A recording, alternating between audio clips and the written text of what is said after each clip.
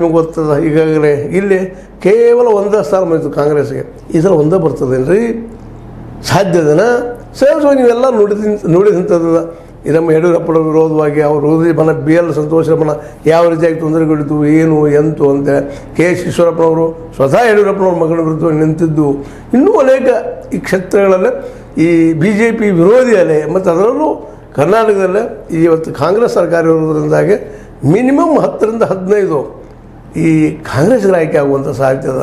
ಇಂಥ ಪ್ರಸಂಗದಲ್ಲಿ 25 B J P ಬರಲಿಕ್ಕೆ ಸಾಧ್ಯತೆ 2019ರಂಗೆ. ಇದು ಮೊದಲನೇ ಪ್ರಶ್ನೆ. ಹಾಗೆ ಇದೇ ರೀತಿ ಕೇರಳದಲ್ಲಿ 20 ಈಗಾಗಲೇ ಬಿ ಜೆ ಪಿ ವಿರೋಧಿ ಆದಂಥ ವಾತಾವರಣವನ್ನು ನಾವು ಕೇಳಿದ್ದೀವಿ.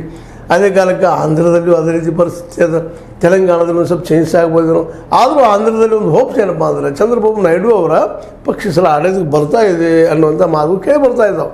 ಹೀಗಾಗಿ ಒಂದು 4 ಸೀಟ್ ಹೆಚ್ಚಿಗೆ ಆರಿಸಿ ಬರ್ಬೋದು ವಿನಃ 20-25 ಸೀಟ್ಗಳನ್ನು ಕವರೇಜ್ ಮಾಡುವಂಥದ್ದು ಏನು ಕರ್ನಾಟಕದಲ್ಲಿ ಕಳ್ಕೊಳ್ತದಲ್ಲ ಅದನ್ನು ಕವರೇಜ್ ಮಾಡುವಷ್ಟು ಇಲ್ಲ.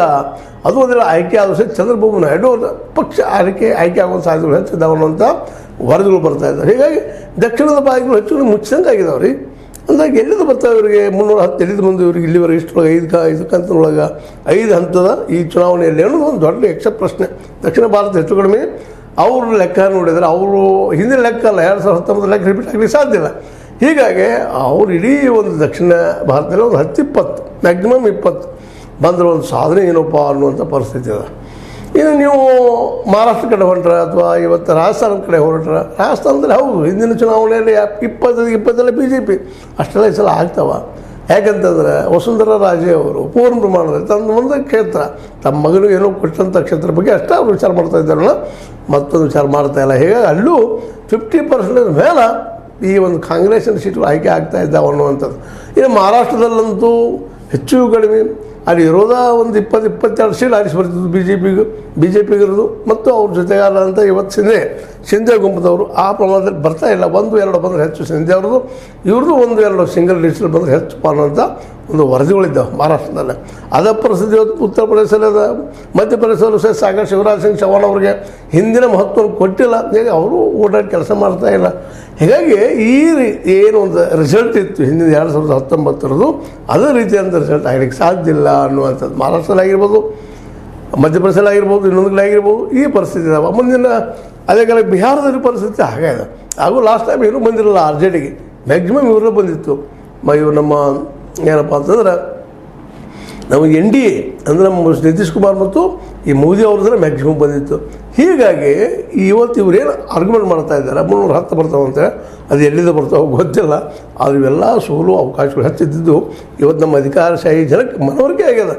ಇನ್ನು ಮುಂದೆ ಬರುತ್ತಿರುವಂಥ ಚುನಾವಣೆ ಕೊನೆಗೆ ಬಂದಂಗೆ ಇವತ್ತು ನೋಡ್ರಿ, ನೀವು ಹರಿಯಾಣಕ್ಕೆ ಹೋಗ್ರಿ 10 ಗೆದ್ದಿದ್ರು, ಇವತ್ತು 10 ಗೆಲ್ಲಲಿಕ್ಕೆ ಆಗ್ತದನ ಇದು ಬಿ ಜೆ ಪಿಗೆ.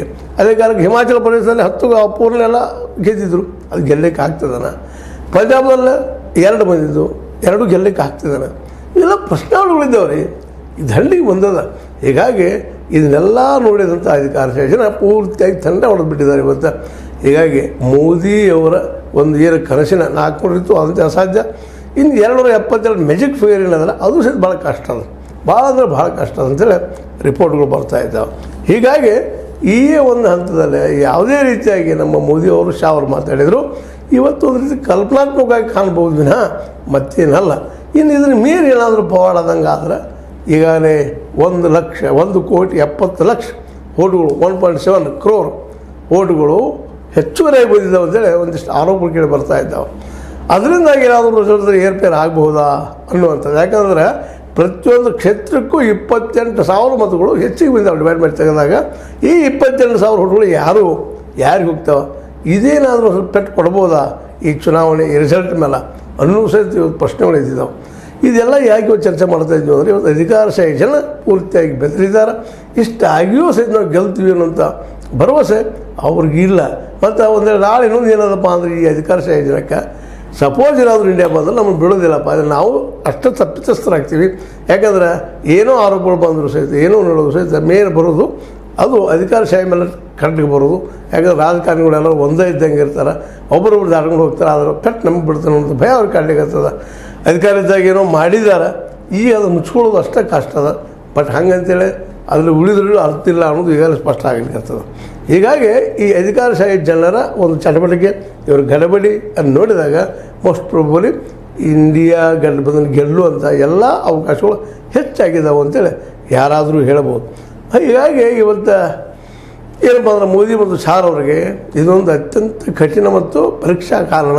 ಯಾಕಂದ್ರೆ ಈಗಾಗಲೇ ನಿಮ್ಗೆ ಹೇಳಿದಂಗೆ ನಾವು ಚರ್ಚೆ ಮಾಡಿದಂಗೆ